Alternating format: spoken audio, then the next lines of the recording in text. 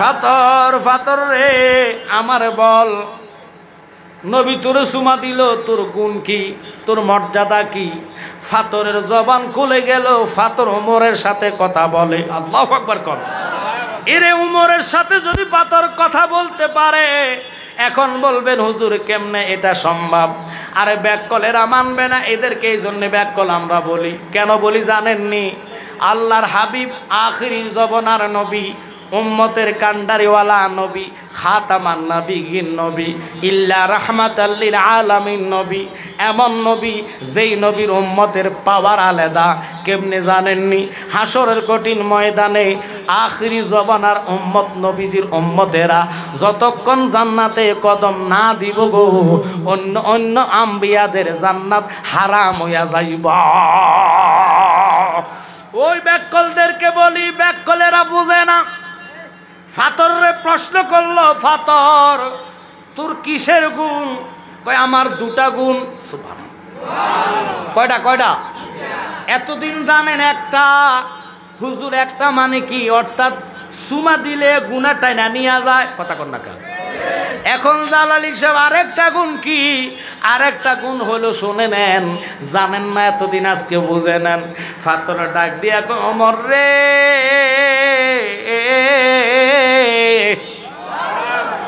আল্লাহ আমার নবীর ঠোঁটের মধ্যে এমন মুজেজা দিছে রে,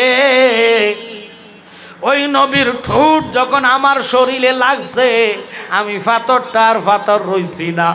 আমার আল্লাহ এমন পাওয়ার দিছে রে, ইমানদার মুত্তাকিন নবীর আশেকান জাকেরান পাগল হইয়া যখন আমার শরীরে চুমা দেয় রে, আমি তাদের গুনাহগুলারে টাইনা নিয়ে আসি।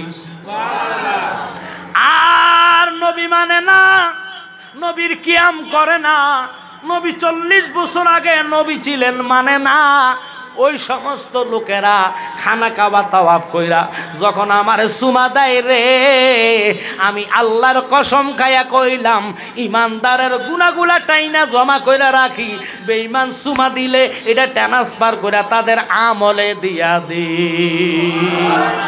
আমি নবী না চিনিলাম, কি যে ভুল করিলাম, নবী না চিনিলাম, কি যে ভুল করিলাম, বাসনে ঢালিলাম ঘি, মানুষ হইয়া ববেতে আসিয়া মানুষের করিলাম কি।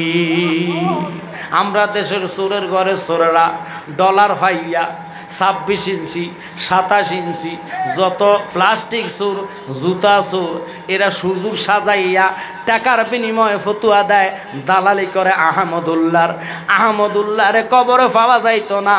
এই জন্য এদেরকে আমি ব্যাককল বলি। ব্যাককল নাম্বার 10, পাঞ্জাবি পরে হস ফান সবাই। ব্যাককল নাম্বার 10, পাঞ্জাবি পরে হস, গাল সবাই পান সবাই বাইয়া পরে রস। আমজাদ জালালি কয় হন রে বাই ফয়সল, নূর নবীরে মাটি যে কয় আস্তা বেআকল। ঠিক কিনা?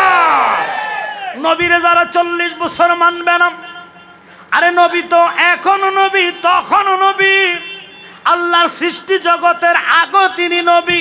সুবহানাল্লাহ। এই বিষয়ে আমার ভাই আশরাফুল ওয়াদুদ ভাই অনেক কথা বলছে, আজকে আরো কিছু কথা বলি। আসওয়াকের গুণ দুটা হইয়া গেল নবীর ঠোঁট লাগার কারণে। ইমানদারের গুণা টেনে আসওয়াকে নিয়ে যায়, আর বেঈমানদের আমলনামায় ট্রান্সফার কইরা দেয়।